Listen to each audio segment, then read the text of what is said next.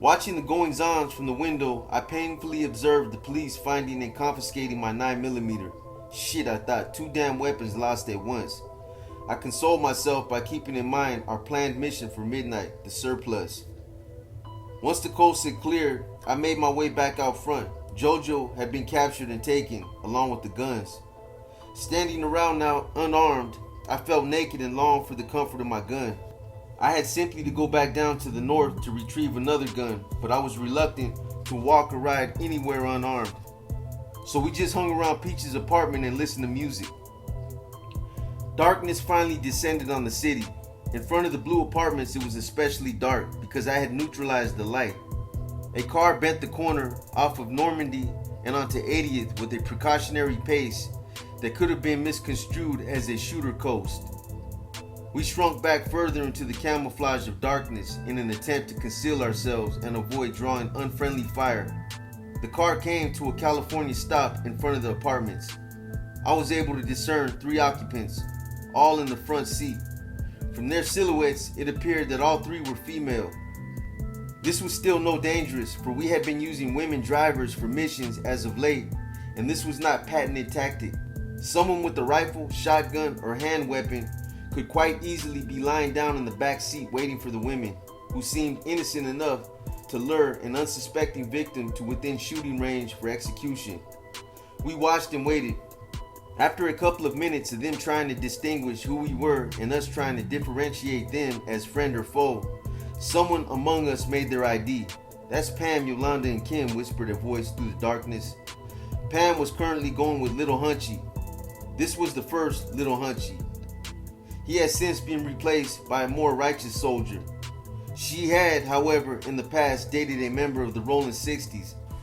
Shaky and elusive is the best description I can offer for her relationship with the sect. Her sister's dealings with our hood fell even shorter than this, but she was Little Hunchy's girl now, and those were her sisters. I had met all 3 in a previous exchange about the escalated developments of the war. Their position in this matter was neither pro nor con in respect to us. In reference to the 60s, they had taken the 5th. I had never trusted them and had always kept my dealings with them to a minimum. Fence sitters disgusted me. Hell, I would have felt better if they had just come out and said they were pro-60s, which did not necessarily mean they were anti-us, but their ambiguity threw me off. I sallied forth from my seclusion in calculated steps. I walked on the balls of my feet so that in case a shooter did materialize from the back seat, I'd be ready to retreat and would hopefully escape with minimal damage. When I got close enough for them to identify me, Kim rolled down the passenger window. She leaned out with both hands open in a "I'm unarmed" gesture and urged me to the car. "Hi, monster," she said in a squeaky voice. "I'm fine," I said, not biting. "What's up?" I was clearly suspicious now. "Oh," she began, "we were on our way up to the surplus and wanted you to come with us." Her tone had suddenly turned pleading. "You want me to go with you?" I asked. Something wasn't right here, but my rational thinking was being impaired by the earlier consumption of alcohol. "'Cause you aren't going to let no one bother us," she responded. During this exchange, I began to think of the advantages of going to the surplus with them. I could survey the site for our midnight raid and then have them transport me to the north to secure another weapon and bring me safely back to 80th. The notion was quite appealing. "Alright," I said after debating it, "I'll go with y'all." "Okay," Kim continued, "where's Dimitri?" This was Crazy D's given name. "D is in jail," I said, and then added guardedly, "Why?" "No real reason, just asking. I know that's your best friend. Just thought he'd be with you." "Nah," I said as I climbed into the back seat. "D is in jail for murdering sissies." Sissies is a derogatory term for the 60s. In response to this, I got silence. I made a mental note to sit directly in the middle of the back seat so as to monitor the driver's eye movement. And in case we were ambushed, I would be in the center and not by the door or the back window, an easy target. I tried never to make it easy for someone to destroy me. When we got to the corner of 80th and Howdale, I saw Little Hunchy rounding the corner on foot. "Stop," I instructed Pan, "stop and pick up Little Hunchy." I would feel better with another homie with me. Besides, it was his girlfriend who was driving. "No," Pam said with staunch conviction, "we don't need him with us. Now my suspicion was really mounting. Why didn't she want her boyfriend with us? Well, if he can't go, let me out, I said. She pulled to the curb and I motioned little Hunchy over and into the car. I made another note to inform him of Pam's unusual behavior once we were alone. Now the surplus had been 2 parking lots. One was primarily for customers and was situated in front of the store on Western Avenue.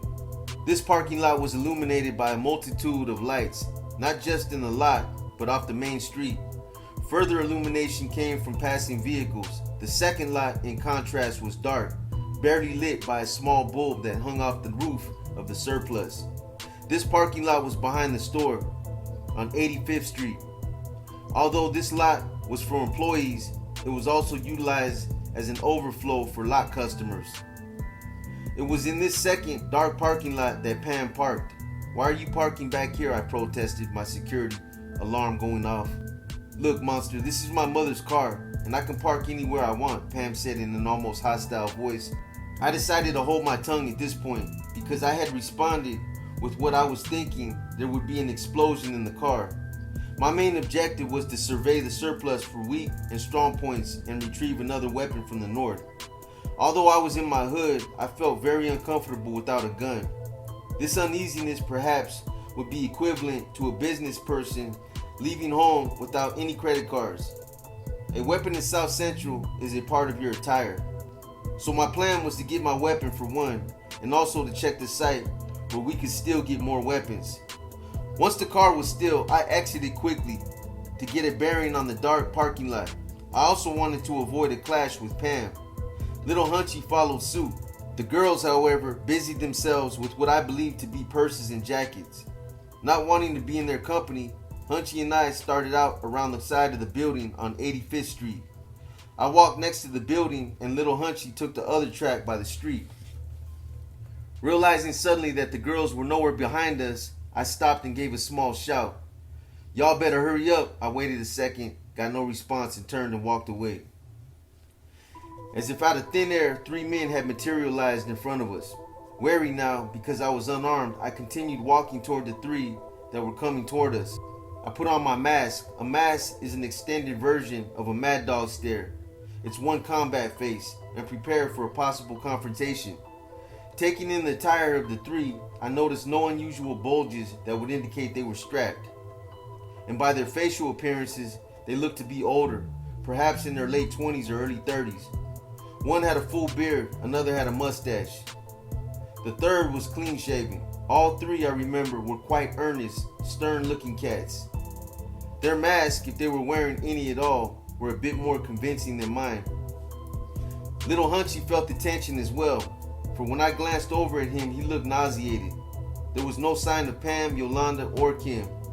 The atmosphere quickly deteriorated to a kind of high noon showdown, them walking towards us and us walking toward them. All the while our eyes were locked onto one another, trying to get an edge, if there was one to get at all. The closer we came to one another, the thicker the tension became. My security alarm was screaming in my ear, "Problem, danger, problem, danger." But what could I do? Break and run? Although I had retreated in the past, as a tactic, I was not about to run in the face of potential danger.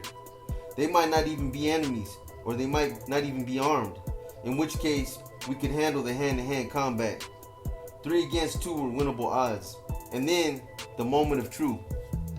"Ain't you Monster Kody?" the mustached one said. He seemed to be the one in charge. Looking directly at him in my best confrontational stare, a combination of annoyance and insanity, I spoke through gritted teeth. "Yeah, I'm Monster Kody. A-Trade Gangsters, what's up?" Without another word, he swung into motion, reaching into his coat for a weapon.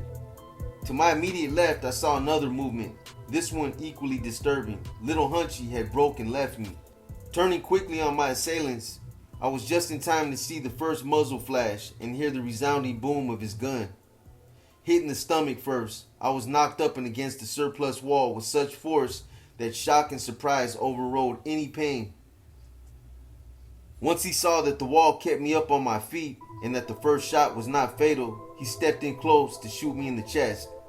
My instinct shouted, "Survival." I tried a desperate rush toward the gun. Boom, another shot.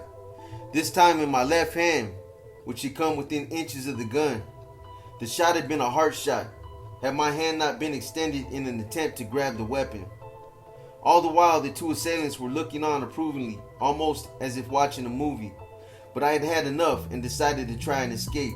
Turning in the direction of Western Avenue, I tried to run, but in mid-stride, boom, I was shot again in the back. This shot, like the first, had a devastating impact and I was slammed to the ground. Dazed, I struggled to get back on my feet. On one knee now, I was kicked in the side by the shooter, knocking me back down on my back.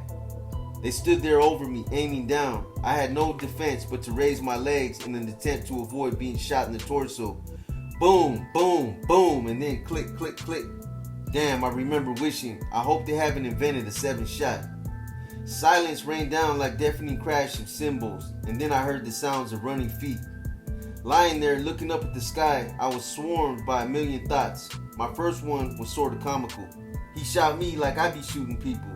And then the seriousness sank in as I saw a line of blood trickling down the sidewalk. My life was draining into the gutter, and I thought of all the things I had never done but wanted to do. I thought for the first time about my daughter, Kianda. She'd never known me. My thoughts were purely civilian. Payback was not even an issue. My thoughts gravitated toward things I had never done, people I'd never see again. And then I began to see, as if on a TV screen, everybody I had ever known in my 16 years on this planet. Hundreds of people paraded past my inner vision, and they were as clear as day. Peacefully, I lay there and watched the show. In that time there on the sidewalk, I began to know what rest in peace really meant. For until that moment, I had lived only in war. Now the war was over. I settled back and waited to die. And I'll be damned if someone didn't interrupt my peaceful fadeaway. Little Hunchy had run around the whole block and had come back to help me. A little too late. Leaning over me, he said, "What happened?" I couldn't believe this dude. With all the strength I had, I said, "Motherfucker, I'm shot." Seizing me by the collar, he dragged me around to the front of the store where someone else helped him get me inside. Now confusion hit in full swing. From within the gathering crowd, I heard voices. "Isn't that Monster Kody?" And, "Oh, it's gonna be some shit now." Some girl who I didn't even know was sitting on my legs crying and saying, "Calm down, calm down." Though I had not so much as moved since I'd been half dragged, half carried into the damn store. In an attempt to console me, little Hunchy said that I would be fine, that I had only been shot in the leg and in the hand. These were my visible wounds, but I was burning elsewhere. I'm shot in the stomach and in the back too, I managed to say.